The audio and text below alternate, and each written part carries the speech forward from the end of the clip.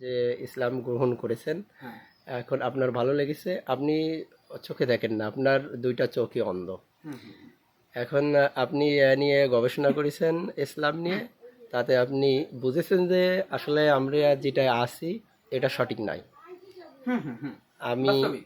আমি মুসলিম ধর্মকে সঠিক মনে করেই তারপরে গ্রহণ করেছি, এরকম। হুম হুম। কেননা এখানে একটা বিষয় আছে, হযরত মুহাম্মদ সাল্লাল্লাহু আলাইহি সাল্লাম যিনি দিনের নবী, তিনি মানব জাতিকে সম অধিকার ইসলাম ধর্মের ভিতরে দিয়েছেন, যেটাকে প্রকৃত মানব ধর্ম বলা হয়।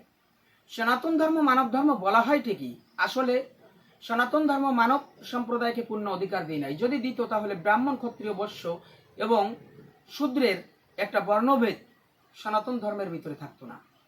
এই আমি সংক্ষিপ্ত বললাম, যার কারণে এই বর্ণ বৈষম্যতার কারণেই কিন্তু আমি বেশিরভাগে সনাতন ধর্ম থেকে আমি ইসলামকেই চয়েস করেছি, এবং ইসলাম যে আখেরাত দিতে পারবে এতে কোনো সন্দেহ নাই।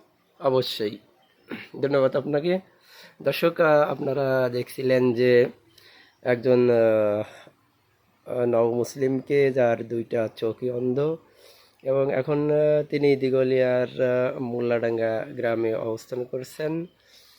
আপনারা দেখছেন যে তার বাড়ির আশপাশ কি অবস্থায় আছে, তার দিকে দেশবাসীকে সজাগ থাকার জন্য এবং তার জন্য কিছু করার জন্য বিশেষভাবে অনুরোধ করা হলো।